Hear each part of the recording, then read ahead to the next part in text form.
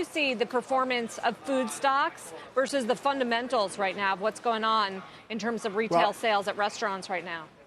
I meet a lot of restaurateurs, and they're very excited right now. Sales are very good.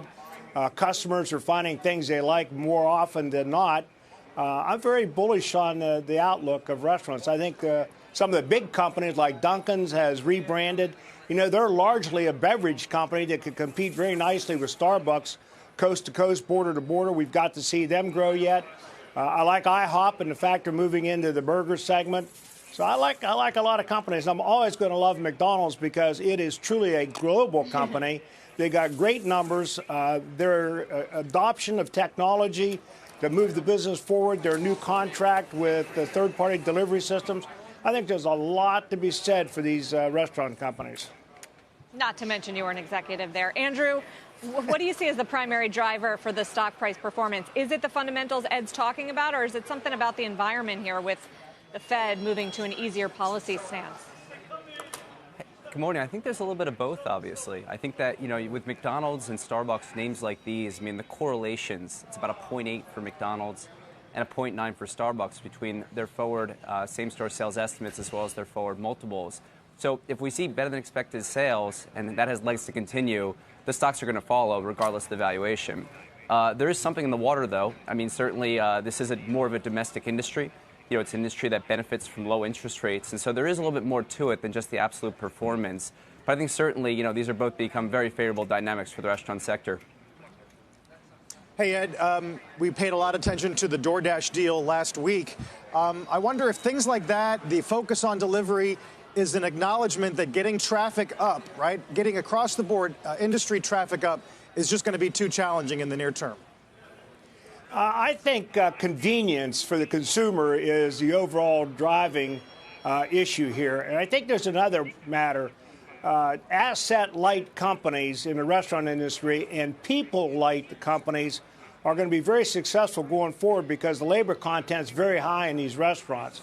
And I think these ghost kitchens where you have multiple brands in low-cost space doing nothing but delivery is going to favor those companies that have multiple brands under their umbrella where they can put 4 or 5 kitchens in one spot at low cost and deliver. So I think there's a lot of changes coming in the restaurant industry. Because of the savings on labors, you think that's all tied to minimum wage, or is it just is it a bigger picture than that? It's a bigger picture. It is tied to the minimum wage to some extent, particularly if they go to $15 an hour nationally. The bigger issue is just a flat-out labor shortage. I know people that are offering $15 to $20 an hour to get sous chefs and cooks, service people, waitresses, and they can't get one application out of ads that they've been placing for 3-4 months in a row. So there's a labor shortage because the economy is so robust. It's hard to find people right now. So, Andrew, tell us how that's going to play into earnings, which we're going to get over the next few weeks, those higher labor costs, their impact on margins, and sort of what other themes we can be looking for in these numbers. Yeah, so certainly with these stocks at all-time highs, it's pretty embedded that sales are going to be good.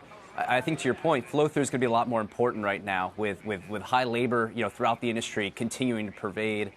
Food costs as well seem like they're going to be bigger focus as well, with African swine fever, something to be on the lookout for in terms of the back half of the year in 2020 on the protein prices.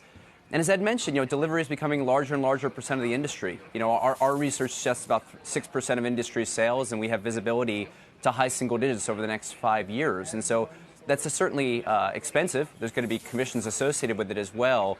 And so I think, you know, to the point that we were making earlier that, you know, along with better sales, we are certainly looking for the flow-through associated with that. And to Ed's point, you know, the franchise models obviously have a benefit as those costs are borne by the franchisees instead of by the franchisor. Yeah, I mean, Ed, you're never shy with your political opinions. I think you've tended to lean right many times on our air. So the House did pass this $15 minimum wage. What do you think that's going to do to job creation if that actually does become law, which there's still a high hurdle? Well, there's no question it's going to be a big problem. And frankly, these campaigns that I see are very hypocritical because they have young people working on their campaigns paying them less than $15 an hour. And they say, well, yeah, but they need the internship, they need the experience, they need to grow and learn. But that doesn't count in the restaurant industry, evidently. These entry-level jobs are super important to train people basic job skills. If they're in those jobs longer than a year, there's something wrong. They should not be career positions. It ought to be a stepping stone. Start as a dishwasher, become the CEO of the company in 35 years. Hey, finally, Andrew, Beyond Meat's up almost 8%, back to 190 after a period where we weren't sure where it was headed. Do we think there's going to be a big QSR deal by the end of the year? You know, obviously, we've seen that Burger King is looking to do the impossible sandwich, something that I think you're going to see is replicated throughout the industry. Of course, Wendy's, McDonald's are certainly looking at this as well. It's a matter of time, in my view, in terms of when they're going to be launching these, rather than, if it's a question of when. So still a lot more to come on that. But, I think as long as it checks the operations, the economics of this makes sense, and the continued demand, consumer demand continues, as we've seen so far with multiple restaurants, indicating they've sold out of these products in a matter of days, if not hours. I think it's a matter of time until we see the other players jump into this. And quickly, Andrew, give us a name, your top pick into earnings season among all these stocks, which are at record highs. Yeah, we like McDonald's and the setup there. I think that within the, we're modeling a 5% comp, and I think you're going to see positive sales revisions in the back part of the year, as simply the street is not forecasting the amount of remodel activity and what that's going to contribute to same-store sales in the back part. And then, of course, you've got this dynamic yield acquisition as well they did. I think that's going to be really interesting in terms of what that means for the numbers. And this mid-cap side, Wingstop continues to be one that we like a lot. This brand is so well positioned within the industry, and I think that's going to continue to prove legs for them with better-than-expected sales continuing in our view.